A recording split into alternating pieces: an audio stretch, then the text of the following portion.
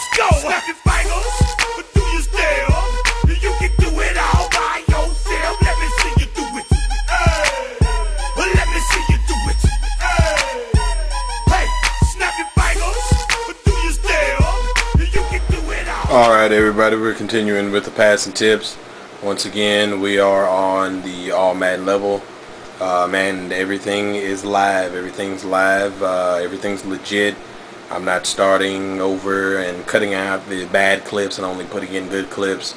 I'm trying to show you that if you follow the tips, that you'll be successful in the majority of your plays, whether you're playing online or against another person. Alright, now we're going 4 wide. This part of the section we're going to talk about recognizing the defense and adjusting to it. Aka hot routing. Also checking for man or zones. Once again, we're on random plays for the defense. Right now, the first thing I usually do, and that I always like to do, is to check for man or zone. And the best way to do that is to move the number 1 or number 2 receiver. If the cornerback follows, then they are definitely in a man. Also, another way you can find that out is if the safeties don't move and the linebackers align out, then the probability of them being in a man is very high. It looks like right now they are in a cover 2 man. If that's the case, we're going to try to hit Williams right on his cut within a 3 to 5 step drop. Your first reads every time are your linebackers. The linebackers tell you the play. If they're coming, then they might be in a blitz man or a blitz zone. If they zone out, then they're in a zone. If they follow, they're in a man. The safeties, I'll show you how to read them in just 1 second. Let's see if this play works. Alright, let's review that real quick.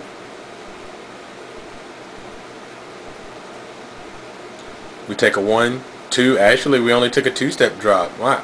1, 2-step drop. We notice they are in a man, a cover 2 man. Look at the safeties. The linebackers are following the slot receivers. And we put precision passing all over this thing. We put it up and to the right. Keep it away from DJ, and definitely keep it away from Ian Gold batting it down. That's a nice little 9-yard gain. We'll take whatever's positive, especially over 3 yards. Alright. At this point, nobody's moving. The safeties aren't moving. The linebackers aren't moving. Let's check. Champ Bailey's not moving, so they are definitely in a zone.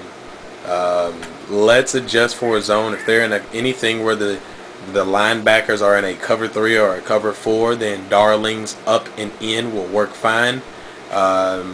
Anything of a cover 2 status, Champ Bailey bumping and running him, that out and up for Clayton, that'll burn a cover 2. Anything else, we should be able to account for. Desmond's 10 and in, waiting until he clears will work. Let's see if we're right on this. Actually, we were right on the money. They were in a cornerback blitz.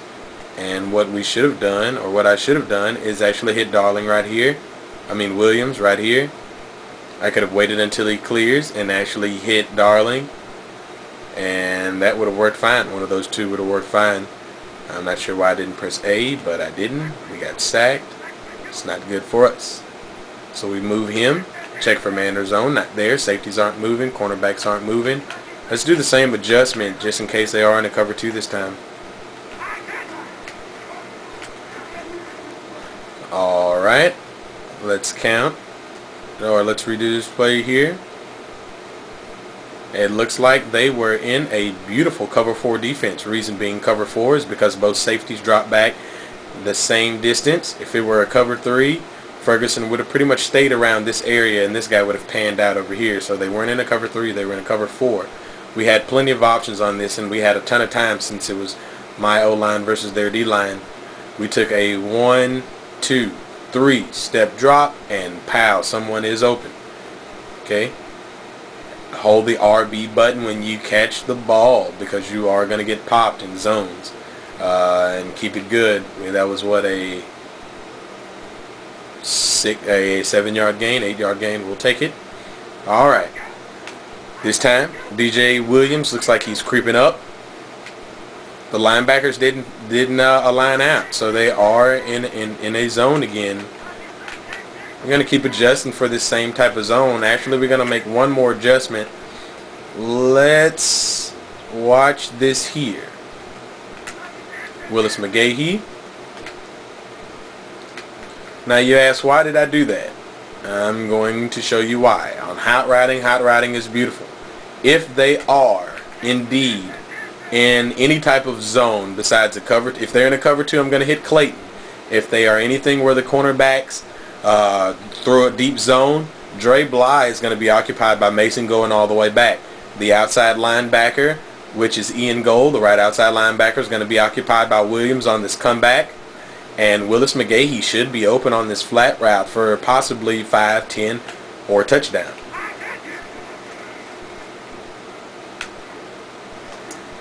Okay, let's review that play. Everything worked out great. Everything worked out great as I figured. We could have hit this guy over here, could have hit Darling, but I was concentrating on Willis McGahee first, and that'll be another section to concentrate on the play, not a player. If McNair was a little bit more accurate, that could have been at least a 5-yard gain. But let me show you how that works. Everything that I did. Okay, Ian Gold has to account for him as long as he's in the zone. That's why Ian Gold doesn't go all the way out here for Willis McGahee, and that's why he's so open. And like I said earlier at the beginning of the play, if Dre Bly is in a deep zone, then he must account for Mason the entire way. And if you notice his play design right here, Willis McGahee should have received a pass somewhere in this area, and that would have been a nice gain. We could have broken Dre Bly's tackle. Alright, see here, the linebackers did align out. Okay, the linebackers did align out, but Champ Bailey did not follow me, so they might be in a man or a zone. Let's do this, just in case they are in a zone, cover 3 on the other side. They may be in a zone. If they are, we're going to get them on this possession right here. Let's just check it. As I figured, they were in a zone. As I figured, they were in a zone. And the reason why that play worked so well is because I knew that if I stayed in the pocket, I was pretty much secure. I wanted to occupy this safety, so just in case this guy kept dropping back, he was going to be open somewhere around here, which he was. I could have done a little lob loft or a quick bullet right here, and he would have caught that ball once he cleared. He's clear now. Or we could have hit him right here real quick. He would have got hit, but that would have still been a 5-yard gain. There was a blue route on this play, which is a delay block and then run, and that's what I was waiting on. I was waiting on Willis to get here. I am settled in the pocket. 1, 2, 3. Someone is open, which is him, real quick. And actually what we want to do is we want to put this on the ground. We already went through that with precision passing, putting this on the ground. But I'm waiting on Willis here. Willis goes out. He does have a blocker. I wish he would have got to him, but he got to the better guy, because I can run over Champ. After I run over Champ, the odds of me breaking 2 tackles in a row are going to be slim. So what do? Cover the ball. Cover the ball.